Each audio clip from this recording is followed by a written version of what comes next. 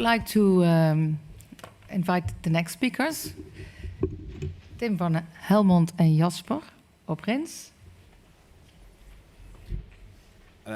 I'm going to give a special welcome to these two gentlemen because they didn't know they were speaking until about 30 hours ago. And they made the mistake of walking past us when one of our speakers was unexpectedly unable to join us. So thank you very much, both of you, for stepping at the last minute and sharing your experience as patients on fatigue. Thank you. Yes, a very good morning to everyone. Hopefully you have a good rest last night, because that's a very important point for when you're tired, that you have a good rest in the night. And that's a problem we experience every day, that our energy is very low. Sometimes we have good days, sometimes we have less good days. But I don't know how you feel this day. Today I'm feeling fine. I'm a bit tired. Needed to go up early today, so I'm fine. You? Yeah. I'm also really fine. I have a good rest last night, but it's also a point that we are standing here at 8:30. We start the session, so you have to go to bed early. But yesterday it also was this conference, so it is a very long day yesterday. We're standing here the whole day. We have a dinner after that, so the rest moments was very short. But we're standing here, and I like it to stand here, and I would thank you for the chance to stand here with Jasper together. Can you tell who you are, what you come from? I'm Jasper. I'm 19 years old. I come from a place called Rijen. It's a village near Breda. And I got the diagnosis since I was aged 4. So I actually grew up with GIA. And you? Yeah. I came from Asten. It's a small village between Helmond and Eindhoven in the south of the Netherlands. And I'm the chairman also of Stichting Youth RL. It's an organization for young rheumatic patients between 16 and 30. That's the reason that I'm cooperate in this session and the conference. What do you think that is the biggest difference between us? Because I've got diagnosed a few weeks before I was 16, so that's 12 years difference between us for getting the diagnosis. What do you think is the biggest difference? In my opinion, the biggest difference is that I grew up. I don't know anything else than that I had the disease when I grew up. And you just could do everything before your 16th, and then you got diagnosed and had to change your whole life on what you normally did. Yes, I think that's a very good point, because before I was diagnosed, I stand on the football field 6 times each week. So after that, it's going better with me. And from 6, I've gone to 4, to 2, and then I have to quit with my biggest hobby at that moment. So I know how it was, and I've lost a lot of things. And I don't know if that's true, but you didn't had something, so you don't know the feeling about. I try to sport. I still sport, by the way. I still do football, play football. But you know, I grew up with it, so I just had to know my limits. I didn't know my limits at first, so I had to try and do things like with the playing football, and at some time I just need to be carried off the field because I didn't listen to my body, and that's a really important thing to do. Just listen to your body. Do you know the limits now? Yeah, I do know the limits now. Still sometimes you do want to go over the limits, and when you go over the limits, you get reminded of that you need to stop before you go over your limits, because it's just you get so tired and much pain. Yeah. And I have a question for you now. How did you have to change your lifestyle after your diagnosis? It was normal for me to participate with everything what was going on at the school, when we have a day out with the class, or when we go out with some friends. I always could participate. And after that, I've got the diagnosis. I have to say no to some things, and that was very difficult because you don't want to. You don't want to say, yes, I have a chronic illness, so I could enjoy it. You don't want to say that, but I have to. And that's very difficult for me still, also at this age when I'm 25. And how did you feel when you were diagnosed? First year I thought, I had a pain already before I was diagnosed, but so I could go on and do everything what I was also always doing. But then I have the pain and I couldn't carry it on anymore always, and it's mental. It was difficult because you have to say, yes, I am ill, but you don't want to, and that's very hard. Also, when I can remember that I was doing everything, and then you couldn't anymore. Yeah, I sort of got a privilege that I just grew up with it and didn't have a normal life before I got diagnosed, and Tim didn't have the privilege to just be not ill. And if I can interrupt you, what was it like a child to have low energy against other childs? As a child, like when I was 8, I didn't sit still. I had a disease. I wasn't aware of that I had this disease. I just did the things I wanted to do. My parents they watched me doing anything, and they knew if they saw at my body language when I couldn't do anything anymore. So then they took me home and I took a rest. That's one of the things I did the most, took a rest if I couldn't go on with the things I was doing. I didn't feel a big difference between at that age. Later on, when I got to middle school, it changed. It was more intensive. The school days were more intensive. I didn't really have a rest place. I just got to school. I followed the lessons, and like at 2 p.m. in the afternoon, I just was so tired I couldn't even listen to what my teacher was saying. So I just. And how do you cope with that?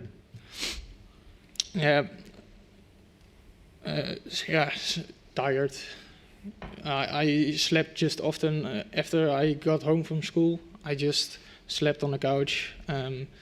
At the age around 14, I drank much energy drinks because sugar, and you get energy from that. It's not that healthy, so I don't recommend it to drink. For me, it looked like the best option for me. So that's why I did it. It helped for me, but it's just a short-term solution, and I don't recommend to do it yourself. Yes. What was the most annoying change you had to make? Yes. So the most annoying change. To give things up. to accept that you are chronically ill. So that's the most annoying. And to say no to parties when your friends are having their birthday parties, that you say, yeah, I'm coming, of course, it's fun. But on the day itself, you have so low energy. You had a sport match at Saturday in the morning. In the middle, you have to go to your grandparents. And in the evening, the energy is out of order. It's not there anymore. And then you have to go to a party with all your friends with loud music, to have some dances. It's not possible for me, and it's very annoying to say no. And I think it's that in general, that saying no to things what you like, that is the most difficult part. And what helps you the most against your fatigue? Yeah, I would say take a good rest, but if I am bad at something, is it to take my rest at the good time? So I like a lot of things to do. I have a lot of hobbies. I participate in a lot of clubs and societies. So taking a good rest is, I think, it's very difficult, because my mind want to do everything, but my body said you can't. So, yeah. It seems really difficult. Yeah. And how were the people around you? Did they understand you for your problems? Sometimes I didn't feel understood because they don't experience the fatigue, the pain I have in my body. It's difficult to explain to someone else who doesn't have the same pain as I have, and it's just too difficult to bring it over to someone else. Yeah, and also my parents tried to understand me, and they did for a huge part. But sometimes you just are so tired and in so much pain, you can't explain what you're feeling to someone else, and that's not only the most difficult part for me, but also for my parents. So they want to understand me, but they just can't. And yeah, that's the most difficult thing, I think, about this disease. The only thing you can do is listen to your own body and try to explain it in some way to your friends, parents, why you can't do something, why you can't come to the party.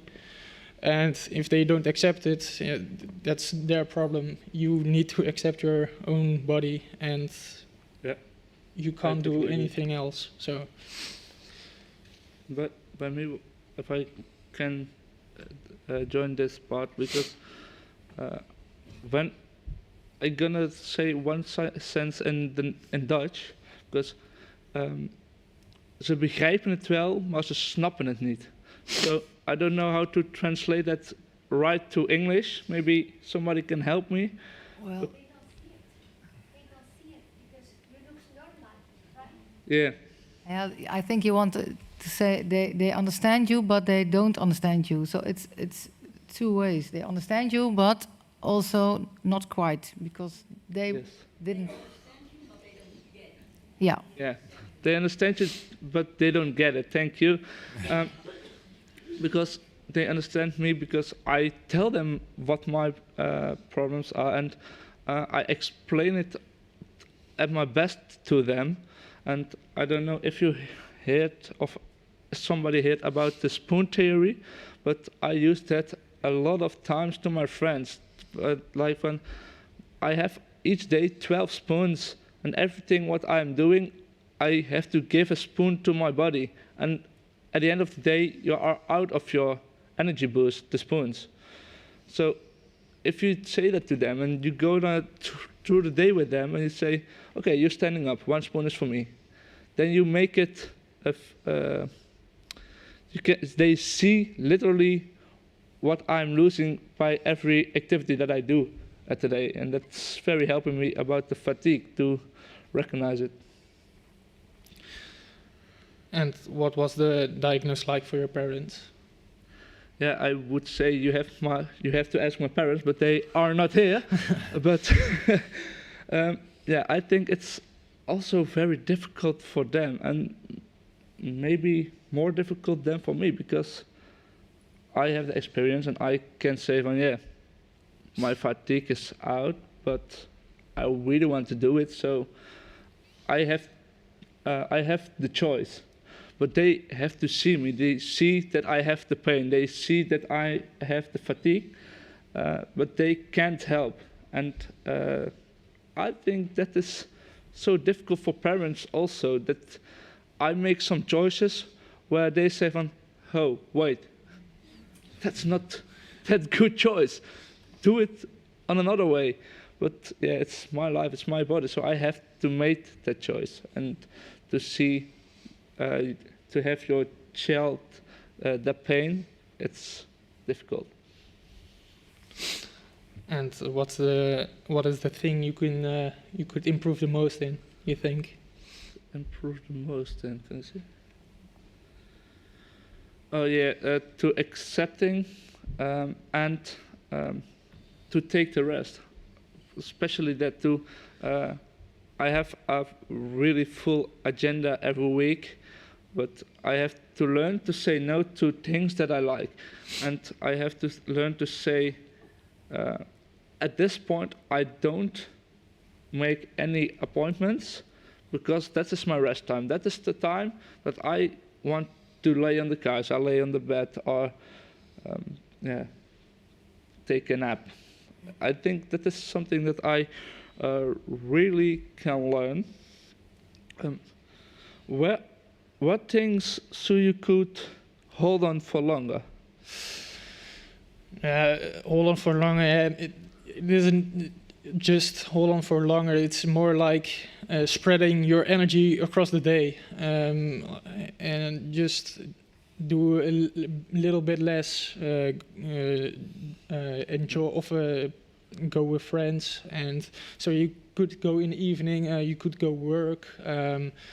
It's really like just spreading your energy across the day, because otherwise you can't you can't go a whole day with your energy. And yeah, sometimes I slept in the afternoon. It's for me, I get my energy back. I have just a rest, like an hour sleep, 2 hours sleep. I got my energy back. I could do something in the evening, but then yeah, my sleep schedule is all over the place. I can't sleep until 2 a.m. in the night. So yeah, it's with alarm is going at 7 in the morning. Yeah, it's not always easy to find your way and spread your energy over the day, and don't take a sleep, because I feel really tired sometimes at days, and the only thing then I want to do is sleep. And when I lay down, I fall asleep after 1 minute or so. It's just so tired. Yeah. And do you also have things where you can improve in, or did you already pass the exam? No. Just like I said, I don't need to sleep in the afternoon. Actually, I just normal sleep schedule would help a lot. I think, in my opinion, and just that's the thing where I can improve the most in, and just spare my energy for the rest of the day, and don't use all my energy in one part of the day. That's my most of this thing I can improve the most in, I guess. And for you, the question: were there things so you could hold on for longer? Sorry, can I? Not yet, because I'm just going on till I go in therapy now. So I'm not the perfect example for how you have to do something, but I had a talk with my doctor, and that's also a thing. I'm 9 years have the diagnosed, but the talk about the subject is not it's not a talk that I have a lot with my doctors. It's mostly you are in the room with the doctor and say, "Ah, how's your pain? Yeah, very bad, of course. Oh, yes, and the meds, do you take them? Yeah, I try to take it every day. I don't make it every day, but I try to, at least." But that's point one, to talk more about the energy level. And, sorry. What's that one? Yeah, and at the last year, 2 years, I put the subject into with my doctor, and they say, "Well, yeah, it's important that we talk about it, but I'm maybe not the right person to talk with you about this subject." So they sent me to a revalidation office, and now I'm gonna join a traject. Traject to explore my energy, to learn some things how I could handle it the best. They're gonna give me some tips and tricks, and I gonna talk with a psychologist about how I'm feeling, and to have the good talk about fatigue. So go start to talk by yourself instead of waiting off another person start about it. That is, I think, the biggest thing that I have. Yeah, I want to hop in on what you said.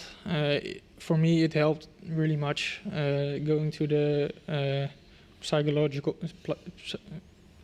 Yeah, it really helped me. It took way too long for me actually to bring it up and to seek help. I said it once, and I will say it twice. If you seek help, you're not soft, but if you seek help, you're really strong. And if you do it with, you can do it together. It's better to do it with someone else than do it all on yourself. It really helped me getting through my mental problems with this disease. And I think that if you want to, you should go and seek help for that if you like to and if you think you need to. And how can the people around you help you for the best? Because they try to help the best, but sometimes they think, "Oh, this is a good help," but it's not always. So how can they help you for the best? I don't really have an answer to that question, but if I have to answer that question, I would think that they just need to let me do my thing, and just don't bother me doing my thing when I'm tired. I know what's best for me. I think they just need to leave me alone at that moment. I can decide. I can listen to my body myself. So I think I can decide it for myself too. So yeah. Yeah, and for me, I think that it's very good to talk about it. And I told my friends that when we are in a big group, don't ask how I'm going, because then it's too difficult to have a good talk. But when you have a one-on-one conversation, then it's way easier to say, "Yeah, today it's a difficult day. Today I'm very tired." And when you are in a group like this, it is way more difficult to say difficult things. So that is the biggest tip I have always to my friends. It's okay to ask, but do it one-on-one and not in a big group. And when you have a question, don't answer it by yourself, but ask it to me, because it's my life, it's my experience. So there's nobody else than me that can answer that question. Yeah, I think we are done. We are finished. And maybe somebody else have any questions for us. So. Thank you both. That was fantastic. So. Yeah.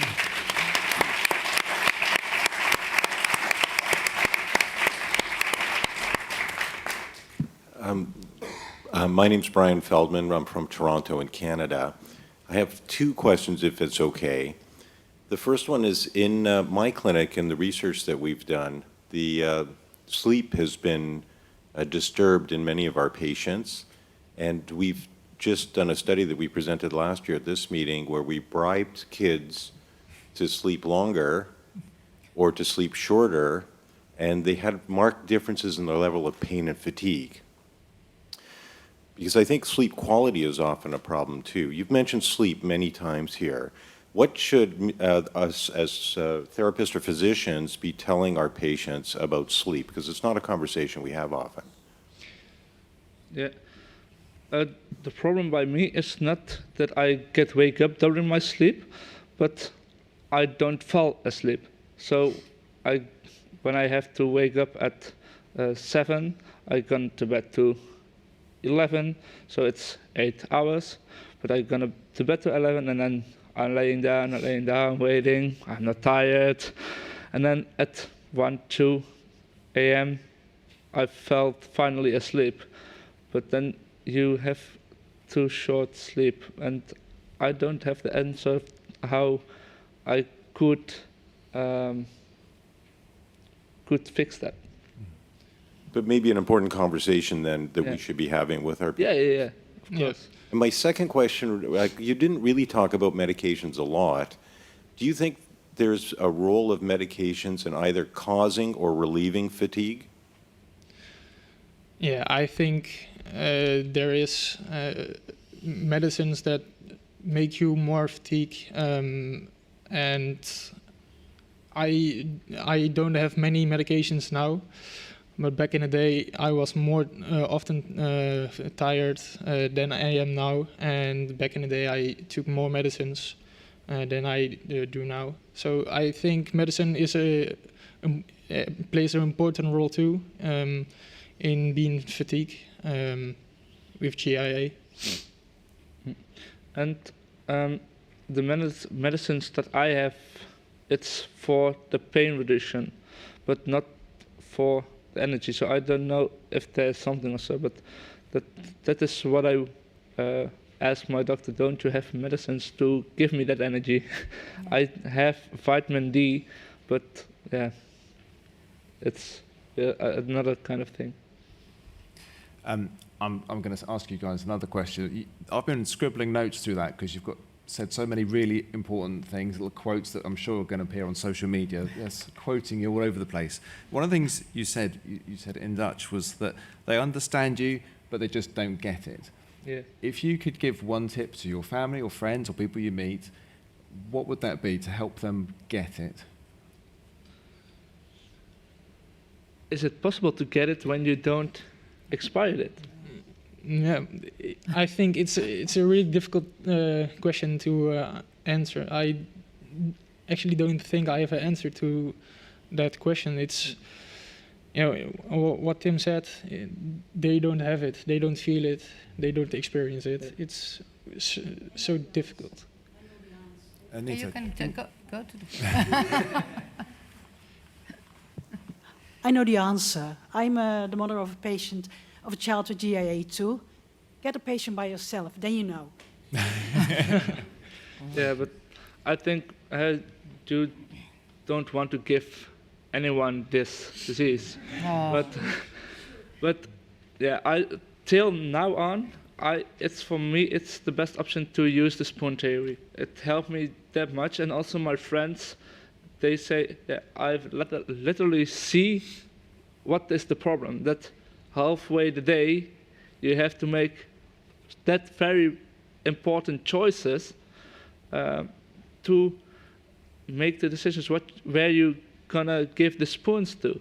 So if you do that 1 or 2 times with a friend, and you give them literally 12 spoons, and you take it literally back from them, yeah, I think that is, till now on, it was for me the best way to explain it. Thank you. Well, that's a good one. I know, and I have also a girl with GIA, and when she was little, and at school, they wrapped newspapers around her knee, not with her, but in the entire class, and with her wrist and something to be really stiff. So, and then they had all to do the same exercise, and they were, they can't feel the pain, but it's only just the discomfort, of course, and the stiffness, but it's a little bit to get knowledge about the disease in school. So, does anyone have any other questions for our speakers? Hi, it was a very, very interesting talk, and thank you for sharing all your experiences. It shows where you are now and doing this talk. It already shows the long trajectory that you have taken. One of the critical points was quality of sleep, but the other thing that you mentioned was the acceptance. This is a very important point. It seems that you're already gone through the acceptance, which is, for many people, this is already a difficult point in everybody's life. But to give what kind of advice you could give at your younger self on getting to the point of acceptance, and to other patients, what kind of advice could you give to get to this point of acceptance? Yeah, for me, it was seeking help. It helped me a lot with acceptance, accepting that I had this disease. That for me, it was the key part in my tragedy. So, yeah. Yeah, and for me, I thought I was accepting it from the beginning. When I was 16, I thought it. It was not. I put it away so I don't get the feeling. And now, 9 years later, yeah, I walk through the lamp. At a Louis Vergaal uitspraak. But you see from, oh wait, I don't accept it. I put it away, and I have to talk about it. That's what he said, and that is also my advice. Talk. And maybe not with your doctor, not with a psychologist, but with friends or your parents or your uncle or your grandmother. I don't care against who, but talk, please. Thank you. thank you. Well, Yes. I just want to say well done to both of you, because I think you've both been amazing, stepping in at the last minute, and what you've spoken about is just so, I don't know, I think everyone feels how amazing you are. That acceptance and the fact that you're standing up there speaking about your conditions and what you've been through.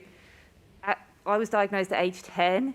For me, I was so ashamed, and I wanted to keep it a secret from everybody. It's only in recent years, since my daughter was diagnosed with JIA as well, that I thought, well, why should she be ashamed that I've started to speak about my own condition? So I think people like you are actually changing the world by being able to talk about it from this age. This is amazing. So thank you so much for that. So, yeah, sorry, it's not a question, but just well done. So.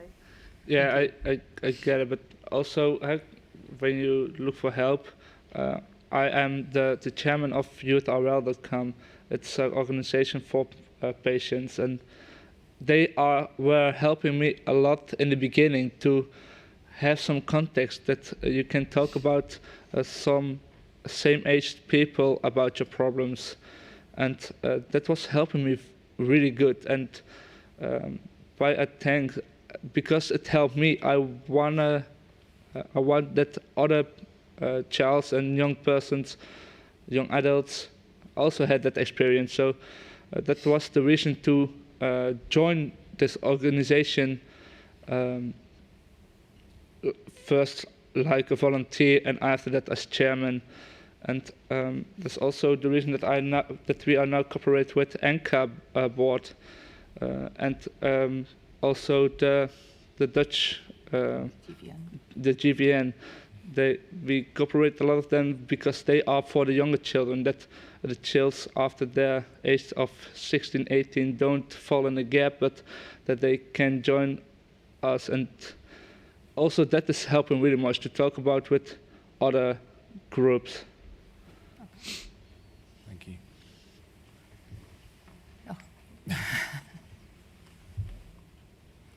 Just one thing, just in general. I have a child with DIA, and it's apparent, it's horrible to see that your child is having pain, but they have medication. But the fatigue is just as worse as the pain to see for a parent. It's only 4 years ago, the press congress in Lisbon, there was a session talking about fatigue, and there were healthcare takers in the audience. They were laughing. They didn't take it serious. It's only now 4 years, and now see, it's taken serious. It does exist, and it's so important. That's what I wanted to say. Thank you, Anita. Thank you. And if I may say a last thing, in the Netherlands last year we make a project,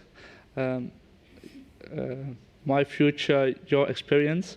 They were also talking yesterday about it, and at the opening, I thought that this afternoon they also talk about it, but it helped me also very good to have some tips of other young adults, and yeah, it helped really good to talk to. Yeah, To collaborate with.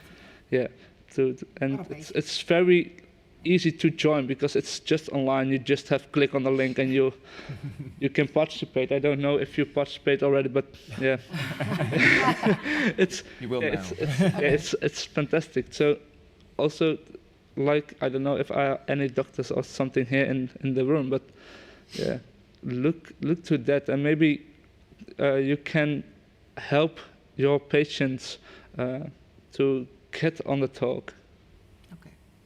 Brilliant. Thank you both, Tim and Jasper. I really appreciate you coming, and particularly as it was such short notice. There's one question, sorry. Yes, you can go. Oh, sorry.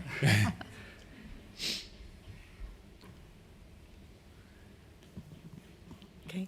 It's not a question, it's just a comment about exception as well. I have a daughter. She's 21 years old now.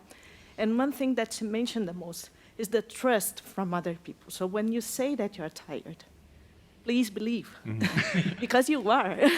Because it's not like at school or with friends. So when you're tired, and you're saying that you're tired, and sometimes people they don't trust, as she was saying about laughing. So this is really a big part, I think, for like at school, you have the sport at school also, and sometimes you don't have the energy, so you go to the teacher. Yeah, I can't cooperate today. I can't today. It's too heavy. And they say, yeah, it's not my problem. You have to cooperate because we have an exam today. But yeah, an exam can also get on. Reschedule. Yeah, scheduled a week later.